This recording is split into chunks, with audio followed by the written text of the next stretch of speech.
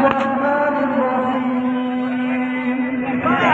إذا جاء نصر الله والفتح ورأيت الناس يدخلون في دين الله أفواجا فسبح بحمد ربك واستغفره إنه كان توابا صدق الله العظيم. ملګرو تاسو تبانی وزیر خبره هم کوي خو په کار ده چې اول خبره واورئ. زموږ پروګرام شروع شو زه څو نارې لګوم خو برپور به یې ځواب راکوئ. نر وزیر زخمي وزیر، نر وزیر زخمي وزیر، نر وزیر زخمي وزیر، نر پښتون بادر پښتون، نر پښتون بادر پښتون، نر پښتون بادر پښتون،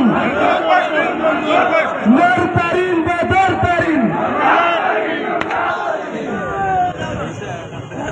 ملګرو تاسو ته به اوس خطاب کوي زموږ مشر نورالله ترین. تاسو ډېره مهرباني وکړئ چې په خپل ځایونه باندې کښېنئ.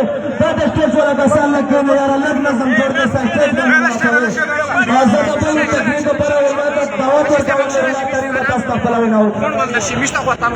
اعوذ بالله من الشیطان الرجیم بسم الله الرحمن الرحیم.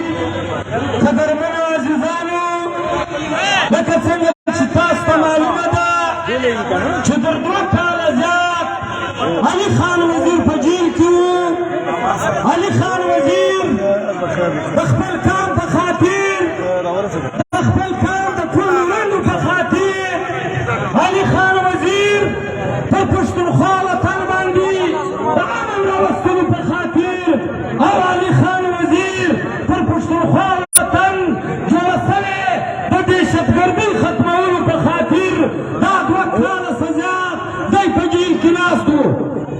عزیزانو دا نن ډېره د خوشحالۍ خبره ده، خو دا زموږ د کار مقصد نه دی، دا زموږ د تاریخ مقصد دا نه و چې موږ علي وزیر رایله کړو.